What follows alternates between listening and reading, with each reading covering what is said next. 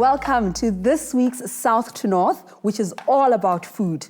Now, I don't know about you, but I simply love food, especially home-cooked comfort meals like this one being prepared right now. If it tastes good, gives me energy, and reminds me of family times, then I'm very, very happy.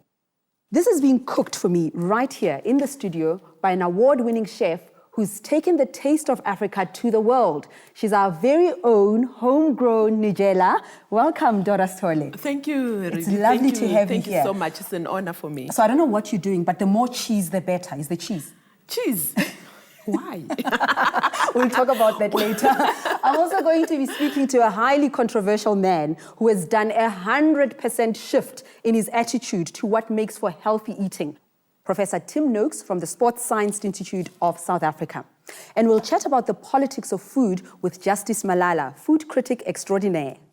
Dorah, I watched you laying out this feast, and you do it with such care. Is cooking still a labor of love for you after all these years? It is, Redi. It just gets even better.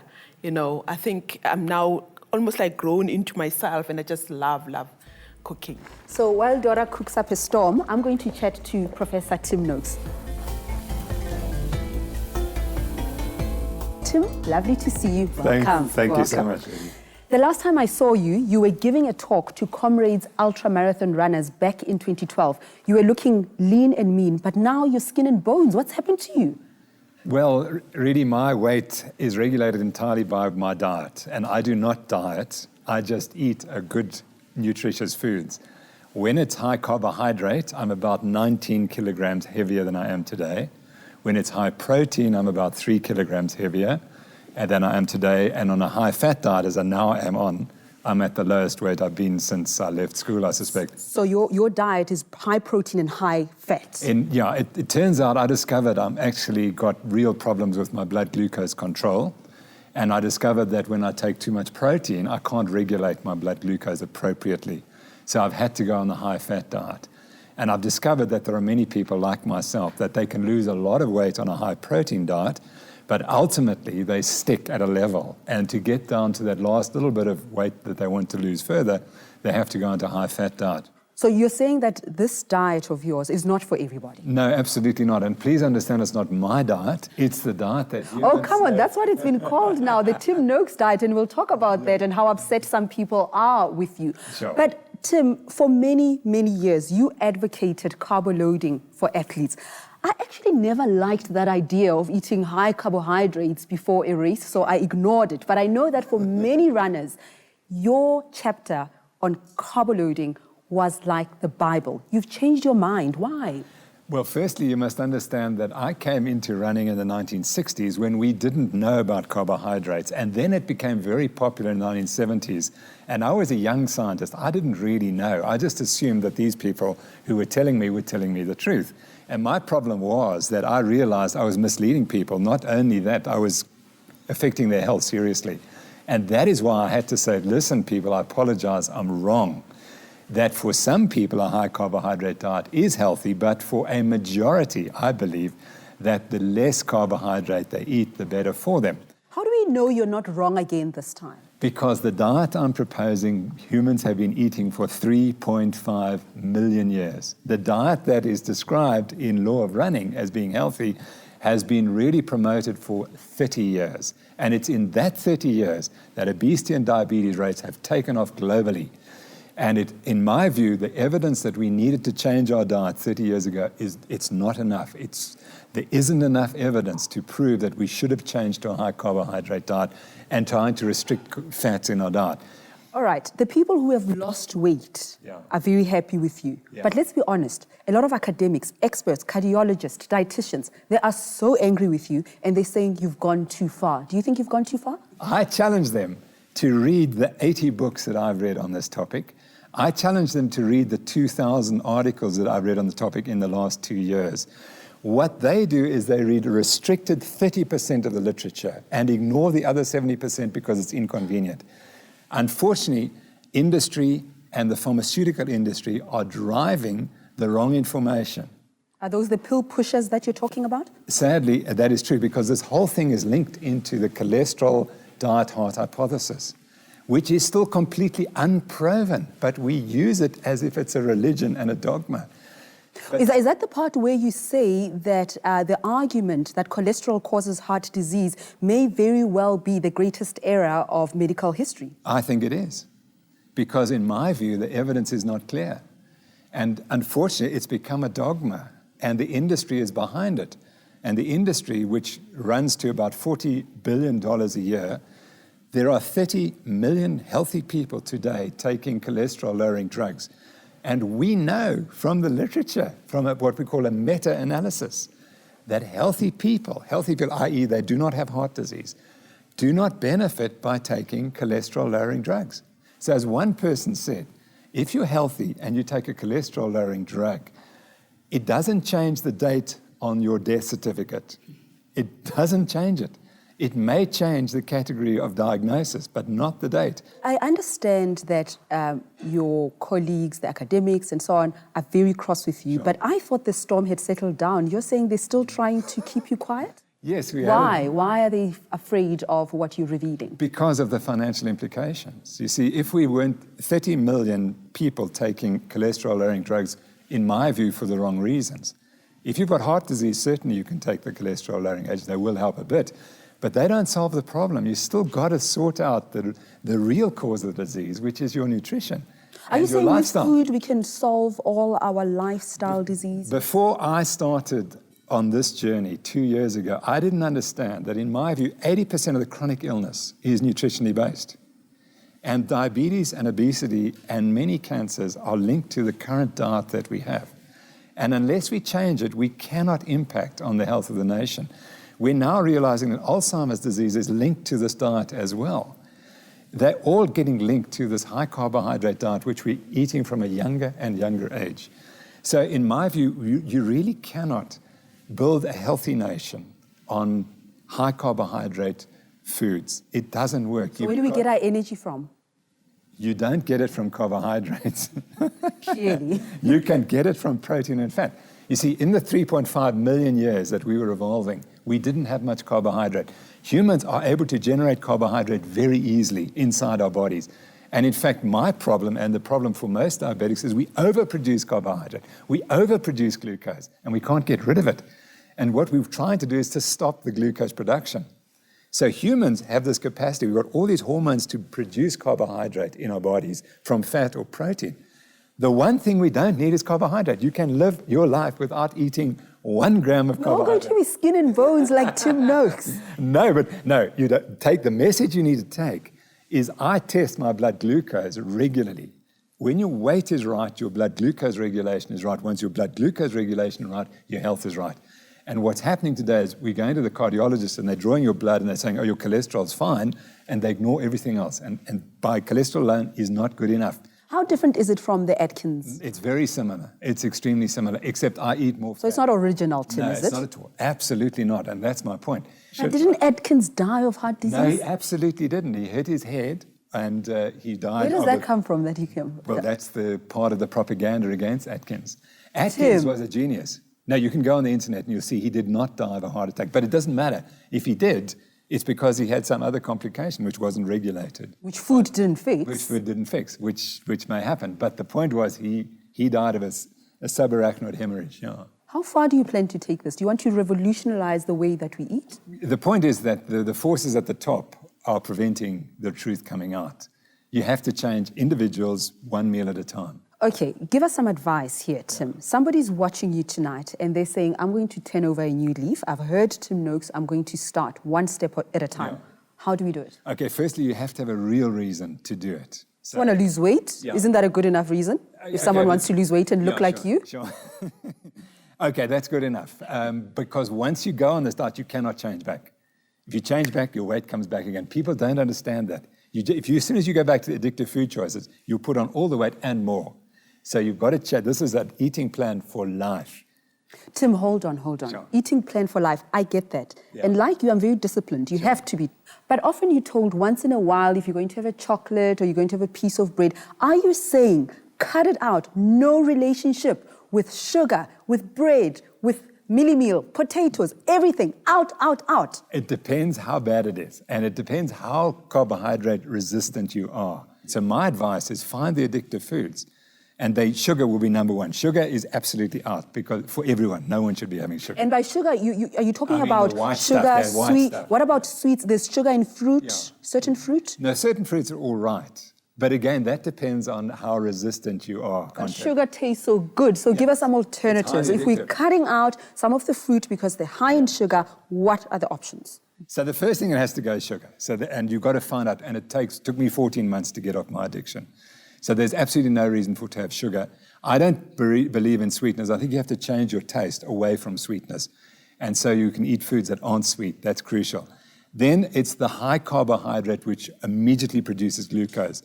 The bread, the rice, the pasta, the potatoes, the bananas, they have to go. And there's no reason that you need them in your diet because they aren't nutritionally dense. Nutritionally dense foods are cheese and sardines and eggs. Salmon. And that's right. Nuts. And meat and nuts. Those are very nutritious foods. Okay, Tim, let's just pause for a second because Dorah is ready with our dinner. Dorah has taken her unique brand of South African and African cuisine to America, Japan, Thailand, and Brazil. She's cooked for numerous leaders and celebrities and has a big fan base, including the former Italian Prime Minister Silvio Berlusconi. Dorah, welcome. Hi. Oh, that looks absolutely yummy. Can I taste some of that? Yes, sure. Okay, I'm That's going yours, to do this. yeah. Tim, should I have the beans or the semp? Just the beans, hey? I think the beans to start with, and then lots of that lovely fish, is it? And the fish, okay. The fish looks beautiful. Dorah? This is so good. Cheers, eh? So good. Oh, thanks, Redi. When did you develop this love for cooking and food? Well, I've been in food now for over 30 years, probably 40 years, actually. Oh. Of cooking and making people happy. Yes, yeah. So, but then, I mean, growing up, I didn't think that I was going to end up in food.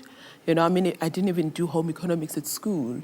But yeah, it's just something, destiny just, you know. You've edited a leading magazine in South Africa, and now you are a best-selling author of a book on cooking. How did that come about?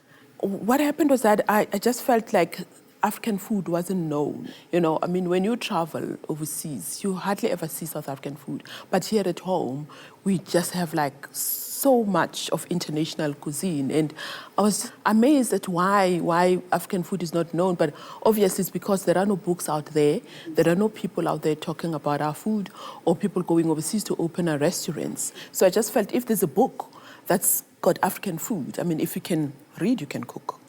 Your book is called Cooking from Cape to Cairo. Yes, and you're mixing recipes from different parts of the African continent? Well, it's got recipes from about 20 African countries that I visited.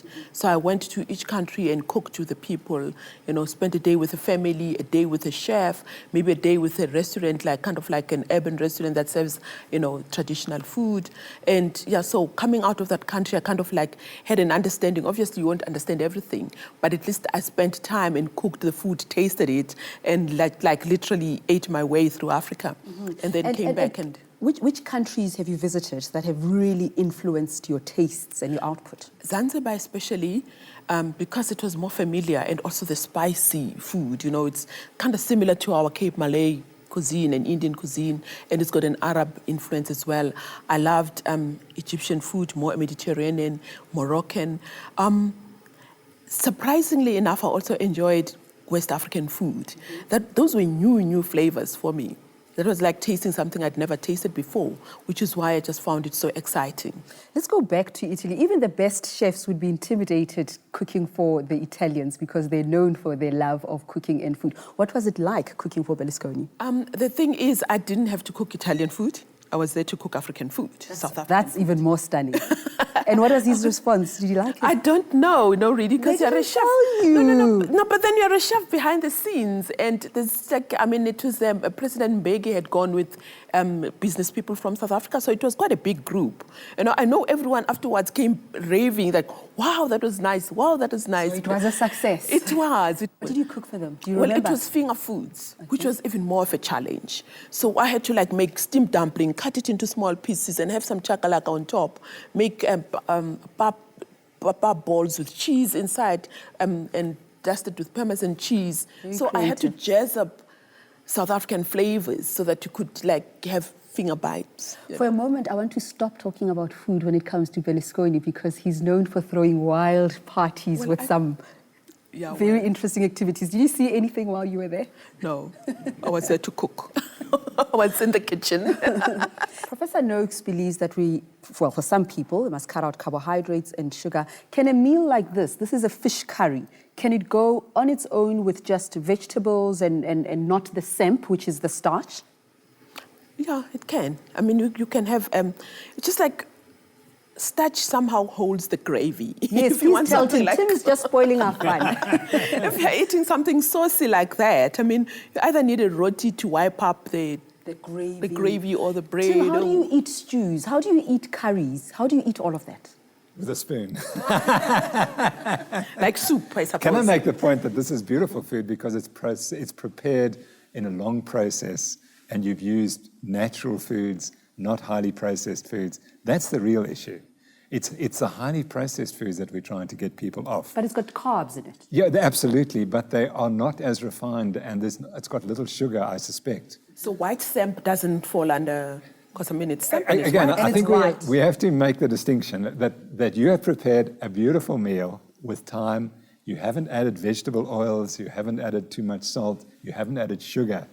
So this is proper cooking and proper foods. It's the What difference. about wheat? Well, wheat's a problem for many people. We didn't co-evolve with it. It came along 12,000 years ago. And some people can eat wheat safely, but a lot of people... bread? Well, this is again part of the debate. And I don't want to get, people will think I'm completely fanatical, but there are people for whom wheat is really quite toxic. And there are many minor symptoms that people don't understand. Because it's quite confusing because, I mean, Yeah. as food editors, as nutritionists, you're encouraging consumers to have whole wheat bread as opposed to, Refined refined bread. bread. And now all of a sudden, wheat is not right. So which bread must they, should they go back to white Tim bread? says they must cut it out, Dorah.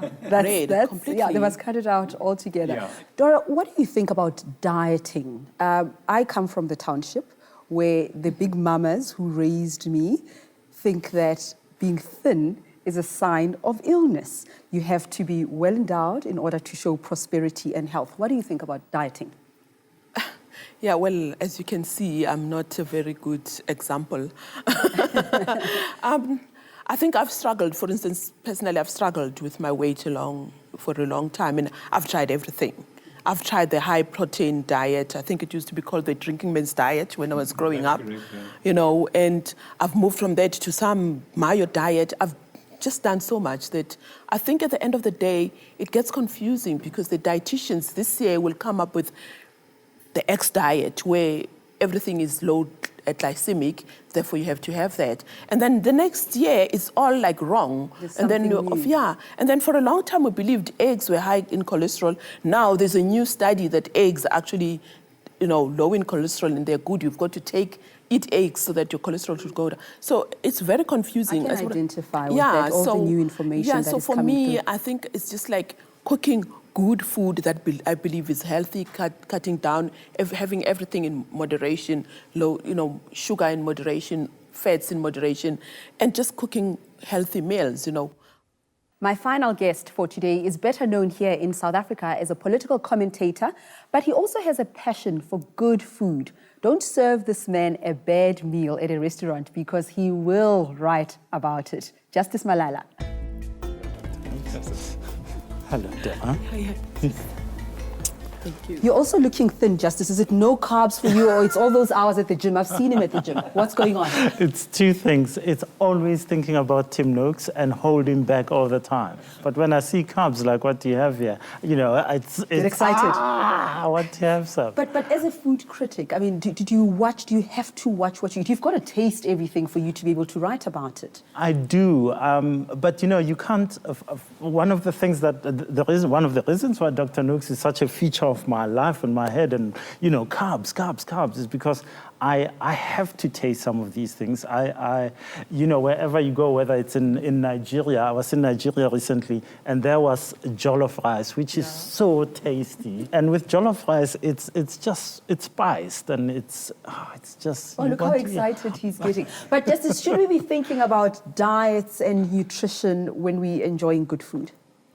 I think we should. There is, what I try to do with my writing is to integrate comment on politics with food and what we're doing. So part of the culture that I try to expose is to say, wow, here I am having or here is a political leader who may have had a 1,000 rand meal, that's $100 about, meal all on their own, while they cannot build a proper hospital, say, in Zimbabwe, and therefore the leaders of Zimbabwe have to get out of the country to get treated for whatever ailment they may have. I try to think of the food and to say, I'm enjoying this food and so forth, but to also show up the societal disparities, the fissures in Africa and South Africa that exist.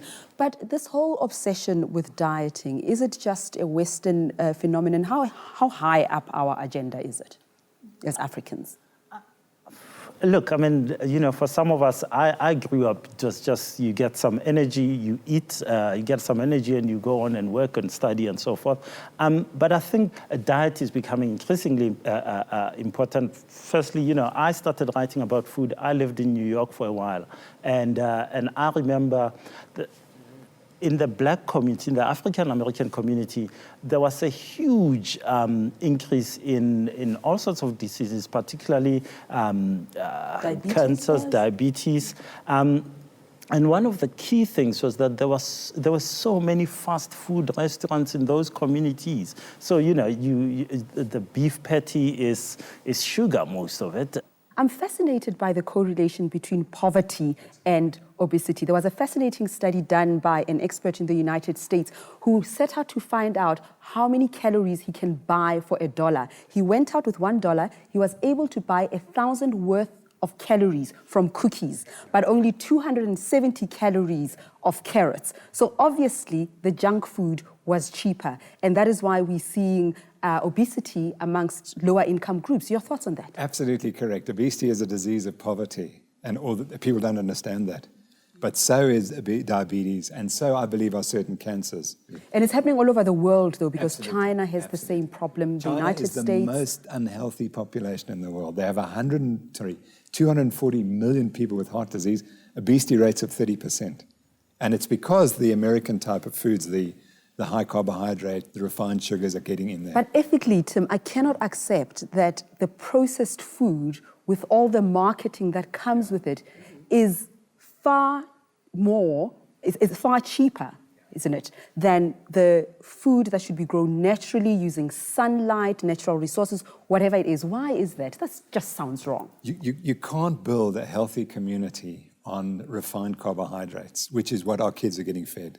You can't build. They have to have protein and fat for their brains.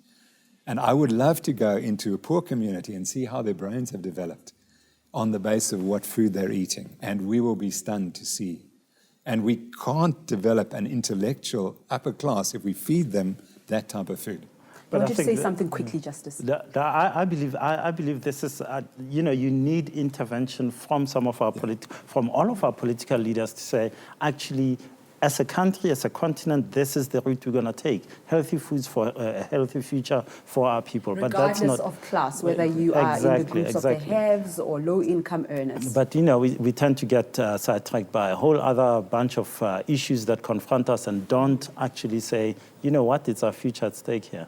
I've loved chatting to all of you. And Tim, I promise I'm just going to finish the fish and the beans, and then let's get together a month later. Hopefully I'll be all skin and bones like you. Dorah, thank you so much for the scrumptious meal. And it's been wonderful to hear all about your travels. And Justice, thanks indeed as well. It's a pleasure. I'll have that. No, you can't have this. No ways.